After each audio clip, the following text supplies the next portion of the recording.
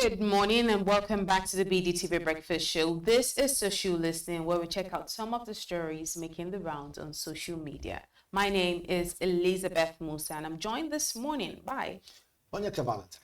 Onyeka Valentine. What's everyone talking about today? A lot of things, right? Yes. Yes. We give them what they need to hear in the morning. Yeah. Well, still morning anyway. It's still morning. Almost noon now. Almost noon now. So now we're about to let them know that social media space actually cannot be ignored. It cannot be ignored. It's always buzzing. Now, this time around, the CBN, which is the Central Bank of Nigeria, is preparing to scrap the long-standing requirement for bank references when opening a current account. It's not an official policy yet, but the recommendation is gaining serious momentum, and banks are already adjusting in expectations. Now, this move is tied to the way Nigeria's financial system has evolved. Now, the old referee system belongs to a time when identity verification was largely manual. With BVN, NIN, and digital KYC tools, which is Know Your Customer tools, now firmly in place, the central bank says it's time to simplify things. The goal is to make account opening easier, to reduce friction for diaspora Nigerians, and to expand access for new customers who struggle with getting referees. And I think this is a move in a positive, a meaningful move in the right direction, if you ask me, because we've really gone past the time where we're, so manual, where, even companies, when I go to a company now, they're still like saying, fill this form. And I'm saying, okay, can I, what's the link? And they're giving me papers. I worry. Because we're past those times. So this is actually a very good one if right now, because you know how you're trying to get referees, you could just reach out to one or two of your friends. Oh, please, can you, and they just sign something, online. But with the old manual approach where okay, I'll find a way to get the form across to you. No, now this is 2026. I'm already in 2026. So yeah, it's a meaningful move forward. So let's see some of the comments on social media and see how Nigerians are reacting to this conversation before we just take a quick analysis of the situation. Great man, Bolaji said it will be a better move. How will I be looking for reference from people that use the bank before I get an account from them? Exactly. Good one. Do we have more reactions? Uyai says this will be a massive relief for diaspora Nigerians and small business owners. Less friction equals easier access to legitimate banking services. Akiumi Ola Alagbe says asking people to sign a reference for you can be a somewhat annoying and time-consuming task. Do we have one more reaction? D. Oshinaike says, this man knows what he's doing. I wish whoever becomes the next president would retain him. Well. Any words? Well, again, they say when there are reforms in any institution, whether it is finance or as the case may be, you can't just lead all attributes and all gains to the person who's in charge. Obviously, he has other advisors. He has, his team of, think tank team. However, it's a great move. I think Cardoso, he knows exactly where he wants to take Nigeria to come 2026 and beyond. However, let's also remember that there was a reason why this reference thing was put in place in the first place many years ago. Because, back in the days when the idea of 419, where banking system was more analog than digital. I'm talking about the 80s, the 90s. A lot of people get with a lot of things where you come with a check, right? You want to come and cash money, you just take the check and then. But now,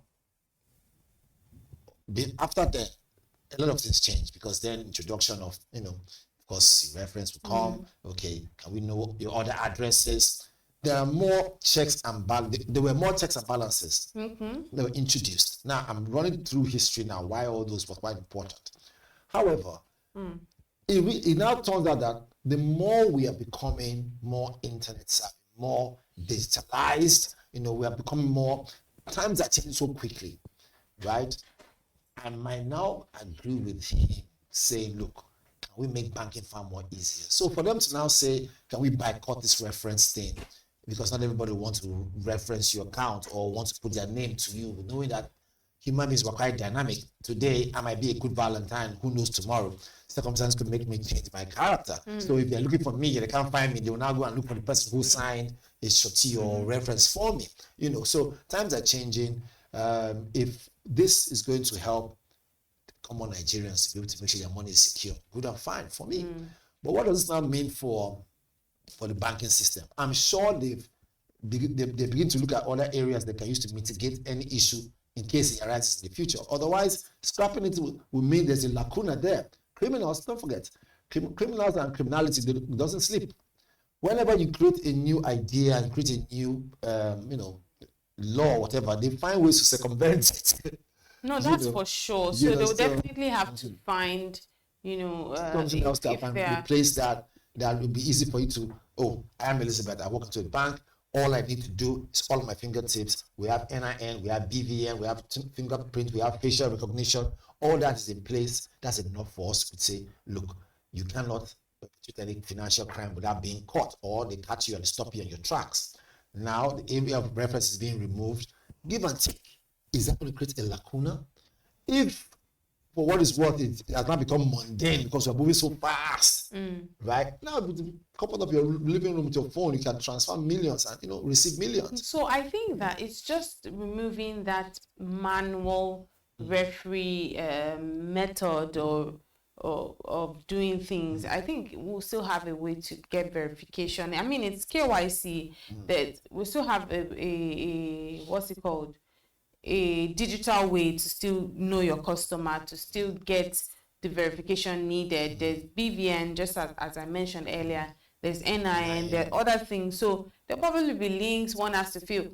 The good thing is it's not yet an official policy yet. Yes. It's still just gaining momentum. So I'm sure that just as the times are going, because we can't keep doing things like we're still in the dinosaur era rather. So definitely we need to move forward. I'm sure that they will definitely put everything in check in terms of the technical aspects, fine-tuning everything. Yeah.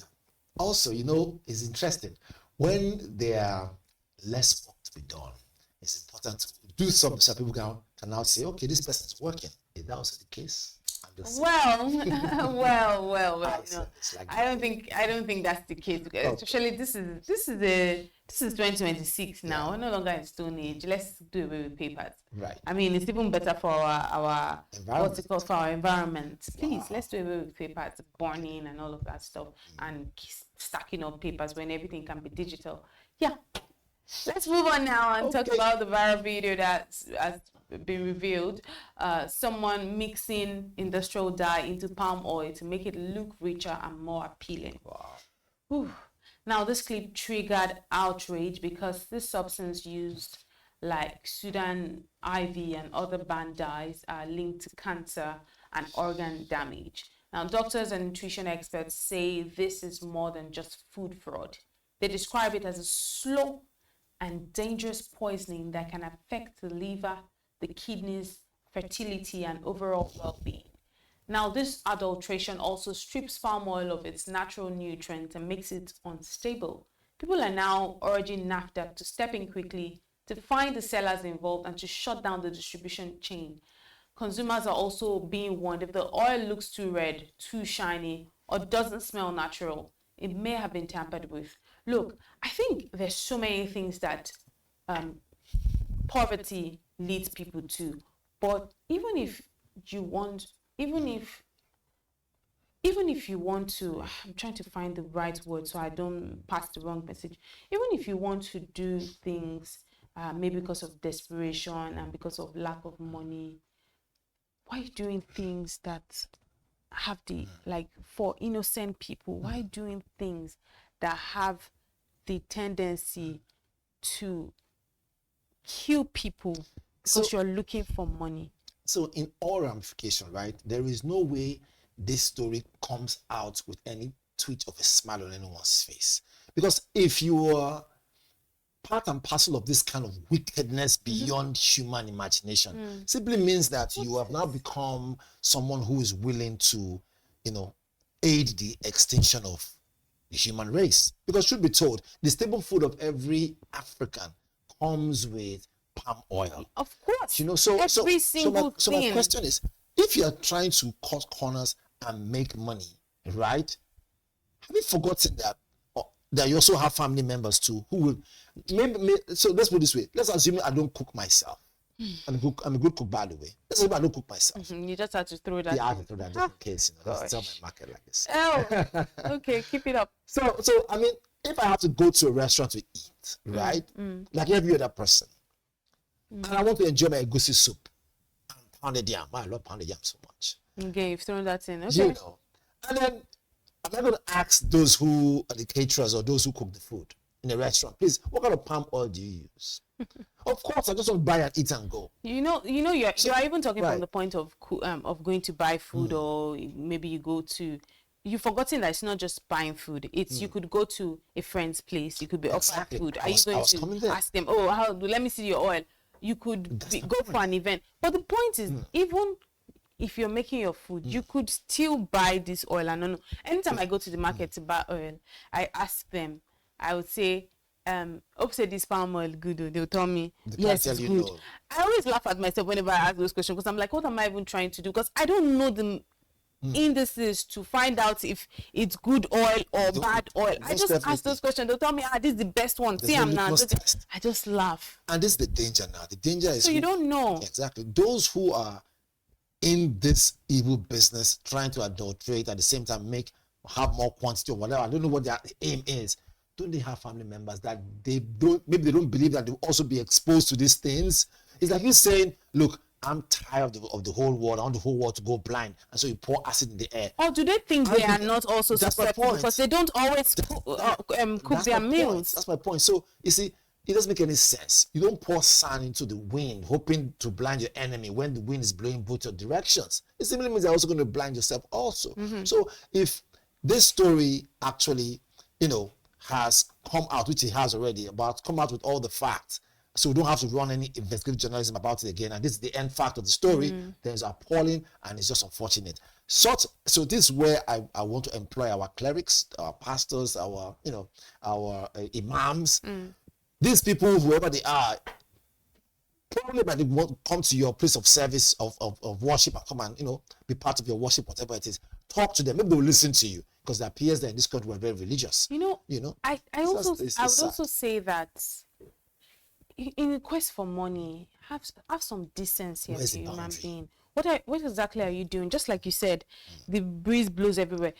You could also be the one consuming this, because you could go and buy food, or except because if you're that poor that you're infusing unwanted substances to make the oil look like real oil, that means you'll definitely be going for events where parties where they could, and it could be one of they could make use of the oil that you created. So the problem you created, you could also ingest it, and you could also. So people should just be careful. I mean, we can't be careful enough, really. I mean, at the end of the day, I'm going to go spiritual and say it's only God that will help us. And there's a business part to it. Can you imagine if the international world, right, those who want to buy our oil to export to make money, realize that this is not the order of the day? Do you know what damage it would do to the palm oil industry? Exactly. That's the bigger. That's actually a very big issue. One to actually think about. It's a big issue. Let's see some of the reactions on social media and see how Nigerians are reacting to this conversation. Olowe Bowale says, we have to seriously start a lot of enforcement in Nigeria. There are actually laws meant for these situations, but no enforcement.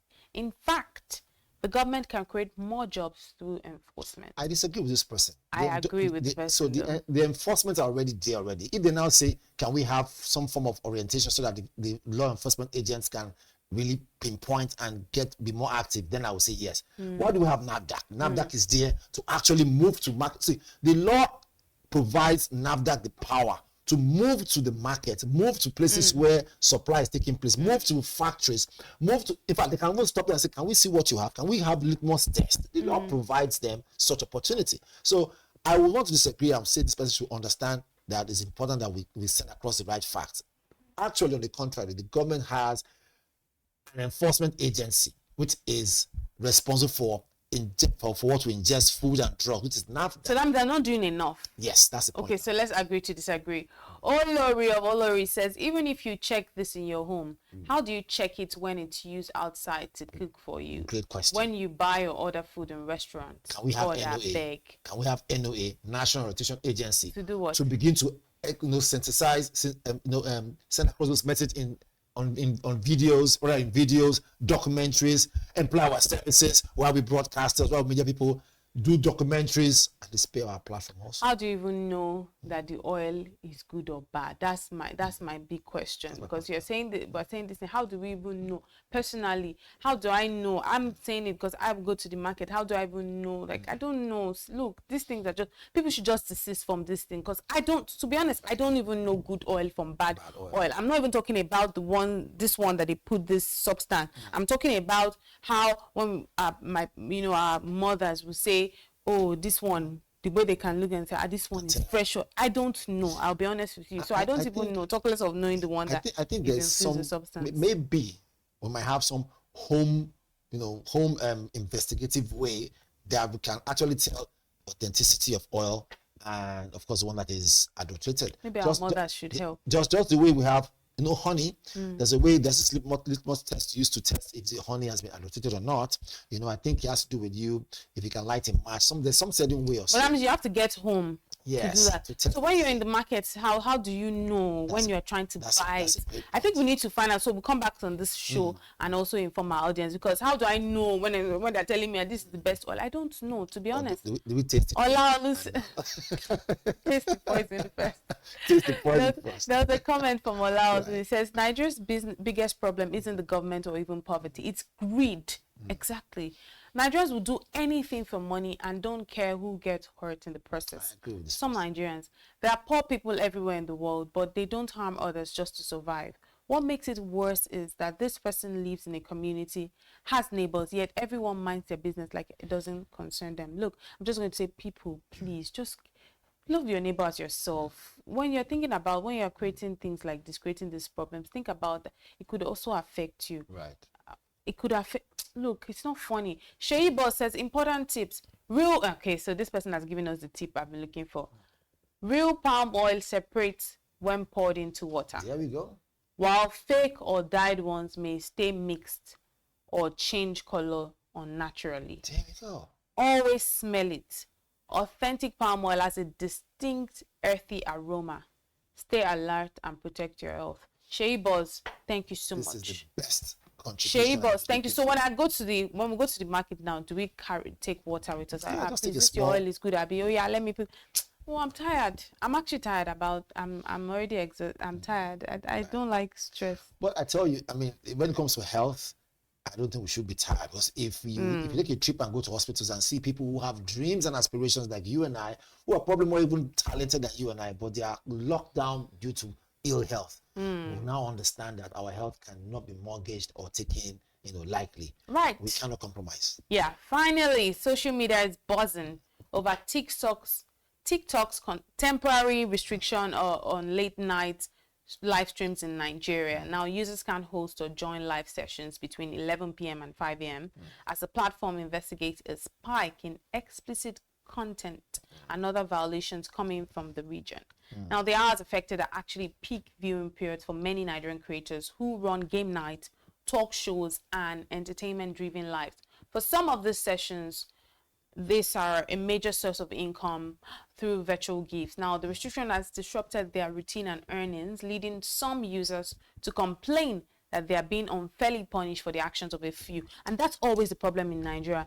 It's like, unfortunately, because the sins of others will now turn to the punishment of even those that are innocent. Right. Because there are people, there are TikTok creators doing great job, but because of this bad eggs that have decided to use it as a form of explicit content, all of that stuff, now they're trying to shut down late night streams and we know how many young Nigerian creators have made so much money thanks to TikToks and all of that, the likes of Pella and the like. So it's just unfortunate. But let's see what pans out from there. I'll take a look at some of the reactions, just a few of them, then we can wrap up on this conversation.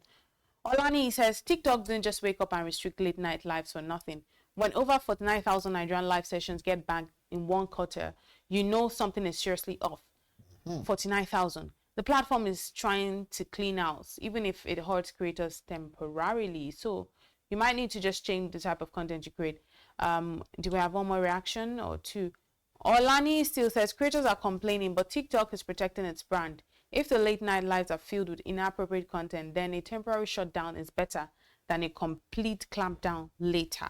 Those are some of the reactions on social media. But I'm just going to say that for creators, the ones that have decided to use that platform to now push explicit content, push and violate the rules, violate TikTok rules, because we all know that TikTok is that platform that it's almost without regulations, right. I would say.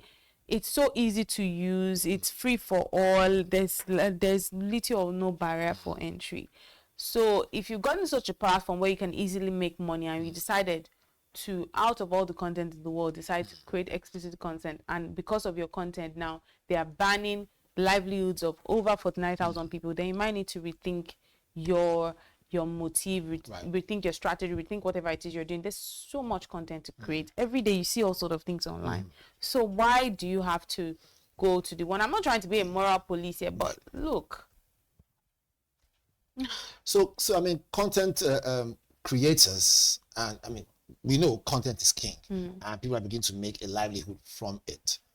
The question now is, if TikTok is saying, I'm looking at it from a different angle.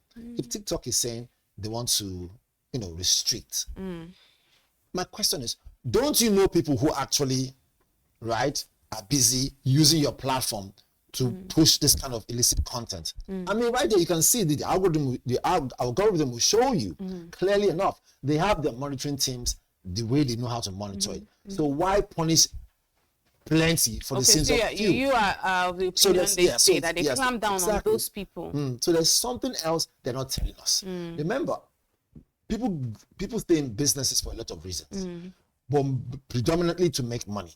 However, right, TikTok is so big that it can also be used. So let's be honest. It can be politicized. Let's be honest, right? It can also be used for a lot of other things. And you see, people don't know this.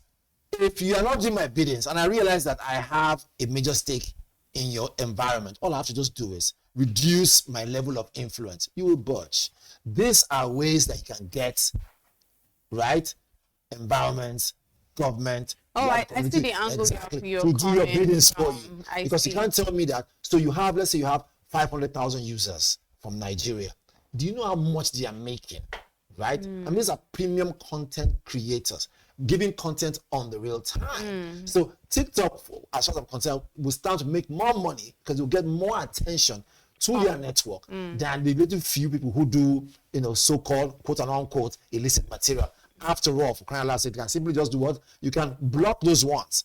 And before they start getting on that TikTok account. So just flag, I'm sure you have methods to flag those accounts, and then you can restrict those accounts from being able to broadcast, stream live and whatnot. But let's just see how this entire thing, unfortunately for the people that would have to now bear the brunt or the consequences of all of this thing. There's something they're not telling us, Elizabeth. Yes. We know this. But I mean, what they're not telling us, it will be for us to find out eventually. Exactly. But that's why we leave it this morning on the social listening segment right here on the Business Day Breakfast Show. Thank you so much for watching. My name is Elizabeth Musa. I'm Monica Valentine. Until tomorrow, stay safe.